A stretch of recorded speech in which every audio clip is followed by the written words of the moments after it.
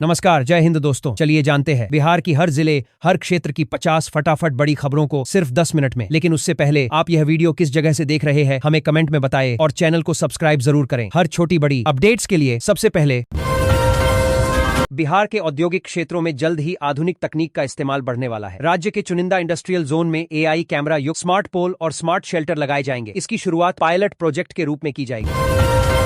उद्योग वार्ता के दौरान मुख्य सचिव प्रत्यय अमृत ने कहा कि बिहार डिजिटल गवर्नेंस और आर्टिफिशियल इंटेलिजेंस के माध्यम से प्रशासनिक और औद्योगिक ढांचे को स्मार्ट बनाने की दिशा में तेजी से आगे बढ़ रहा है। इससे सुरक्षा व्यवस्था मजबूत होगी और औद्योगिक गतिविधियों पर बेहतर निगरानी संभव हो सकेगी। बिहार में शराबबंदी को लागू हुए 9 साल पूरे हो चुके हैं। इस दौरान शराब तस्करों के खिलाफ लगातार कार्रवाई जारी है। वर्ष 2025 में पुलिस ने 36.3 लाख लीटर से अधिक शराब जब्त की है। वहीं शराबबंदी कानून के उल्लंघन के आरोप में करीब 1.25 लाख लोगों को गिरफ्तार किया गया है। सरकार का कहना है कि अवैध शराब के कारोबार पर रोक लगाने के लिए यह अभियान आगे भी जारी रहेगा। राज्य में कई महत्वपूर्ण विकास परियोजनाएं फिलहाल धीमी गति से आगे बढ़ रही हैं। वर्ष 2024-25 में घोषित एक्सप्रेसवे, राष्ट्रीय राजमार्गों और पुल निर्माण से जुड़ी योजनाएं प्रशासनिक और तकनीकी अड़चनों के कारण प्रभावित हो रही हैं। भूमि अधिग्रहण, मुआवजा भुगतान और अधिसूचना प्रक्रिया में हो रही देरी को इन परियोजनाओं के समय पर पूरा न हो पाने का मुख्य कारण बताया जा रहा है। बिहार में बढ़ती आपराधिक घटनाएं चिंता का विषय बनी हुई हैं। इसी कड़ी में बड़ी खबर गया जिले से सामने आई है, जहां अपराधियों ने एक डॉक्टर से 1 करोड़ रुपए की रंगदारी मांगी है। मामले की जानकारी मिलते ही पुलिस सक्रिय हो गई है और आरोपियों की तलाश के लिए छापेमारी की जा रही है। राजनीतिक परिदृश्य की बात करें तो कन्हैया कुमार को भले ही अब तक चुनावी राजनीति में बड़ी सफलता नहीं मिली हो, लेकिन राष्ट्रीय राजनीति में उनकी मौजूदगी लगातार मजबूत हो रही है। राजनीतिक जानकारों का मानना है कि आज के दौर में किसी नेता की सफलता केवल चुनाव जीतने या हारने से नहीं, बल्कि इस बात से भी तय होती है कि वह राष्ट्रीय स्तर पर राजनीतिक विमर्श को कितना प्रभावित कर पा रहा है। मौसम की बात करें तो बिहार में पछुआ हवाओं के कारण कड़ाके की ठंड जारी है। जनवरी की शुरुआत से ही बदले मौसम के मिजाज ने आम लोगों की परेशानी बढ़ा दी है। राज्य के कई हिस्सों में कोल्ड डे, शीतलहर और घने कोहरे की वजह से जनजीवन प्रभावित हो रहा है। प्रशासन ने लोगों से सतर्क रहने और जरूरी एहतियात बरतने की अपील की। बिहार विधानसभा चुनाव 2025 में NDA को मिली बड़ी जीत के बाद JDU ने पार्टी के भीतर सख्ती बढ़ा दी है। NDA को कुल 202 सीटें मिली थीं, जिनमें BJP को 89 और JDU को 85 सीटें हासिल हुईं। पार्टी का मानना है कि कुछ सीटों पर बेहतर परिणाम संभव था, लेकिन पार्टी के कुछ नेताओं ने उम्मीदवारों के खिलाफ काम किया। किसानों के लिए एक राहत भरी खबर सामने आई है। केंद्र सरकार की किसान क्रेडिट कार्ड योजना के तहत अब किसानों को ब्याज में अतिरिक्त छूट दी जाएगी। इस योजना का उद्देश्य किसानों को साहूकारों के चंगुल से बचाना और खेती के साथ साथ घरेलू जरूरतों के लिए सस्ता ऋण उपलब्ध कराना। जन वितरण प्रणाली को अधिक पारदर्शी और प्रभावी बनाने के लिए प्रशासन ने सख्त रुख अपनाया है। इस संबंध में आयोजित समीक्षा बैठक में राशन वितरण व्यवस्था में मौजूद गड़बड़ियों पर चर्चा की गई और अधिकारियों को निर्देश दिए गए कि सरकारी अनाज केवल पात्र लाभुकों तक ही पहुंचे।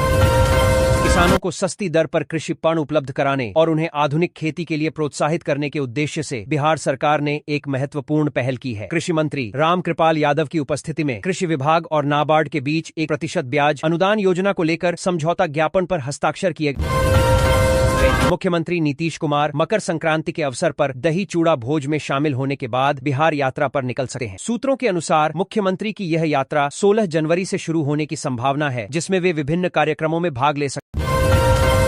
सहरसा जिले के सोनवर्षा राज प्रखंड क्षेत्र में अतिक्रमण हटाने गई प्रशासनिक टीम पर ग्रामीणों द्वारा हमला किए जाने की घटना सामने आई है। यह घटना उस समय हुई जब north Bihar power distribution company limited के पावर सब स्टेशन के लिए चयनित जमीन को खाली कराने का प्रयास किया जा रहा था। मामले में स्थिति को नियंत्रित करने के लिए अतिरिक्त बल तैनात किया गया।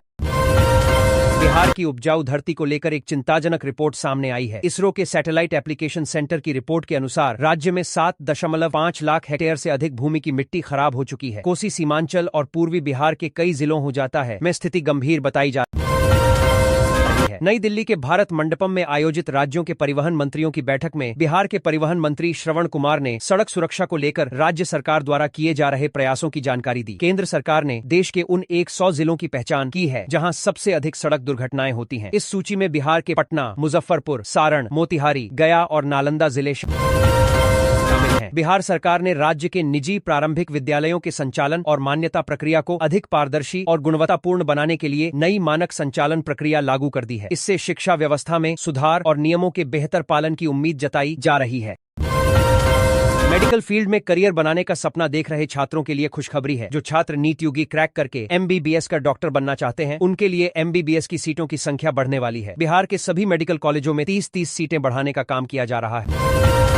बिहार की राजनीति में फिर से एक बार लालू प्रसाद यादव की संपत्ति और जमीनों की जांच को लेकर बहस जोर पकड़े हुए है। हाल ही में डिप्टी मुख्यमंत्री विजय कुमार सिन्हा ने इस मुद्दे पर मीडिया से बातचीत में स्पष्ट रूप से कहा है कि अगर औपचारिक आवेदन मिलता है तो सरकार लालू प्रसाद की संपत्ति जांच कर सकती है। बिहार में शहरी प्रशासन को दुरुस्त करने के लिए सरकार ने बड़ा एक्शन प्लान तैयार किया है। उप मुख्यमंत्री सह नगर विकास एवं आवास विभाग के मंत्री विजय कुमार सिन्हा ने राज्य के सभी 264 नगर निकायों में सक्रिय माफियाओं पर नकेल कसने के निर्देश दिए हैं।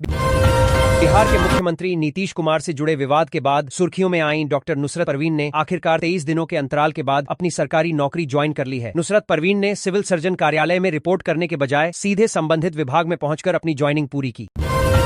बिहार के औद्योगिक क्षेत्रों में जल्द ही आधुनिक तकनीक का इस्तेमाल बढ़ने वाला है। राज्य के चुनिंदा इंडस्ट्रियल जोन में AI कैमरा युक्त स्मार्ट पोल और स्मार्ट शेल्टर लगाए जाएंगे। इसकी शुरुआत पायलट प्रोजेक्ट के रूप में की जाएगी। उद्योग वार्ता के दौरान मुख्य सचिव प्रत्यय अमृत ने कहा कि बिहार डिजिटल गवर्नेंस और आर्टिफिशियल इंटेलिजेंस के माध्यम से प्रशासनिक और औद्योगिक ढांचे को स्मार्ट बनाने की दिशा में तेजी से आगे बढ़ रहा है। इससे सुरक्षा व्यवस्था मजबूत होगी और औद्योगिक गतिविधियों पर बेहतर निगरानी संभव हो सकेगी।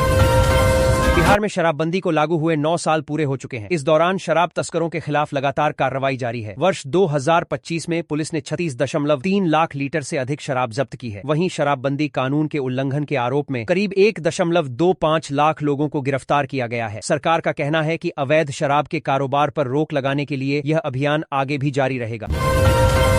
राज्य में कई महत्वपूर्ण विकास परियोजनाएं फिलहाल धीमी गति से आगे बढ़ रही हैं। वर्ष 2024-25 में घोषित एक्सप्रेसवे, राष्ट्रीय राजमार्गों और पुल निर्माण से जुड़ी योजनाएं प्रशासनिक और तकनीकी अड़चनों के कारण प्रभावित हो रही हैं। भूमि अधिग्रहण, मुआवजा भुगतान और अधिसूचना प्रक्रिया में हो रही देरी को इन परियोजनाओं के समय पर पूरा न हो पाने का मुख्य कारण बताया जा रहा है। बिहार में बढ़ती आपराधिक घटनाएं चिंता का विषय बनी हुई हैं। इसी कड़ी में बड़ी खबर गया जिले से सामने आई है, जहां अपराधियों ने एक डॉक्टर से 1 करोड़ रुपए की रंगदारी मांगी है। मामले की जानकारी मिलते ही पुलिस सक्रिय हो गई है और आरोपियों की तलाश के लिए छापेमारी की जा रही है। राजनीतिक परिदृश्य की बात करें तो कन्हैया कुमार को भले ही अब तक चुनावी राजनीति में बड़ी सफलता नहीं मिली हो, लेकिन राष्ट्रीय राजनीति में उनकी मौजूदगी लगातार मजबूत हो रही है। राजनीतिक जानकारों का मानना है कि आज के दौर में किसी नेता की सफलता केवल चुनाव जीतने या हारने से नहीं, बल्कि इस बात से भी तय होती है कि वह राष्ट्रीय स्तर पर राजनीतिक विमर्श को कितना प्रभावित कर पा रहा है।